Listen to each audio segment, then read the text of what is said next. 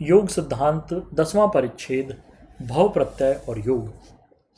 योगियों के दिव्य इतिहास को पढ़ करके और उनके दिव्य चरित्रों को सुनकर प्रत्येक मनुष्य के मन में यह भावना पैदा होती है कि मैं योगी बन जाऊं और अपने जीवन को चमत्कारिक बना लूं।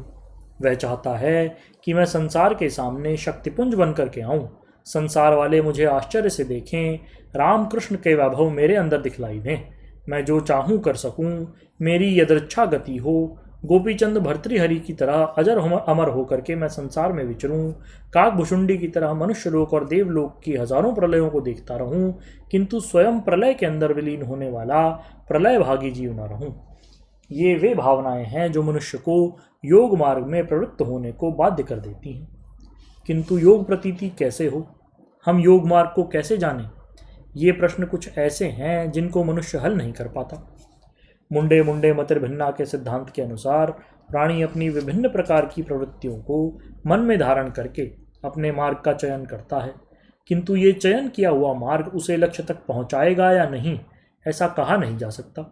यही कारण रहा कि विभिन्न प्रकार के मतभेदों को मन में धारण करके प्रचारकों ने लोगों के सामने विभिन्न प्रकार के सिद्धांतों की स्थापना की, मतांतर चलाए और अपने आप को दुनिया के सामने नए रूप में प्रस्तुत किया तथा कुछ इने गिने लोगों को अपने पीछे भी चलाया, किंतु अंततः निष्कर्ष रूप में परिणाम कुछ निकला नहीं।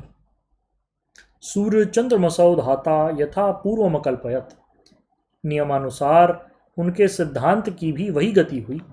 खूब प्रचार हुआ, व्याख्यान दिए, लोगों के मन में अनेक प्रकार के मतभेद पैदा किए, किंतु जब अपनी ओर आंख उठाकर देखा तो पता चला कि जहाँ के तहाँ खड़े हैं, किसी प्रकार की प्रगति नहीं हुई। इसका कारण है अकर्मण्यता, अज्ञान और बुद्धिलाल्य। हमारे शास्त्रों का आदेश है कि मनुष्य जिन बातों को स्वयं न जानता हो उनके ज्ञान के लिए शास्त्रों का अवलंब ले।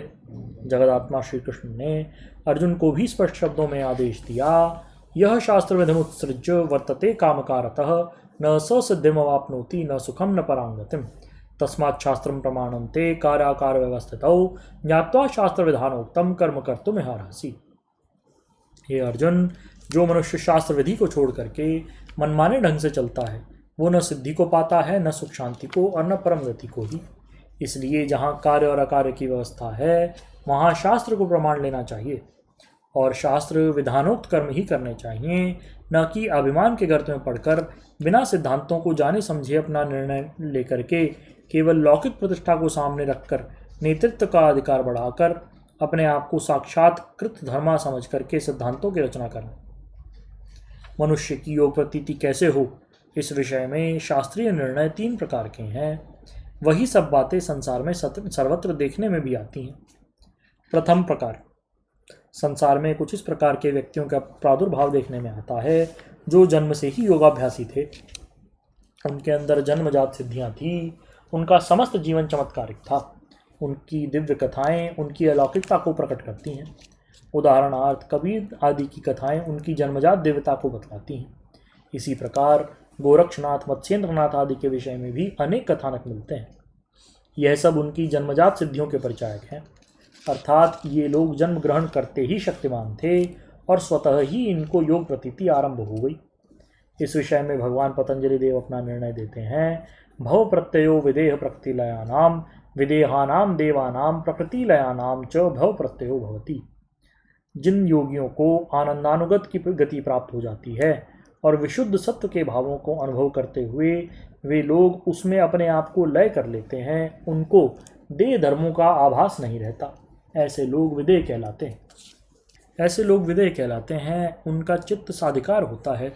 इसलिए स्वसंस्कार भोग पर्यंत इन योगियों का चित्त अपने आप को मुक्त समझता है, क्योंकि वह स्वाधिकार है, परानुभूति को नहीं पहुंच सका है, अतः उसको जन्म ग्रहण करना ही पड़ता है। इसी प्रकार जो योगी अभ्यास करते करते प्रकृतिलीन हो जाते हैं उनका भी चित्त साधिकार होने से जन्म ग्रहण करता है और उसको भी जन्म से योग प्रतीति हो जाती है। शेषकर बोलिए श्री सद्गुरुदेव भगवान की जय। परम पवित्र श्री रामलाल जी महाराज की जय। योगीराज अनंत स्वामी श्री चंद्रमोहन जी महाराज की जय। श्री सदाशिव भगवान की जय। श्री वृंदावन बिहारी लाल की जय। श्री शंकर भगवान की जय। हर हर महादेव।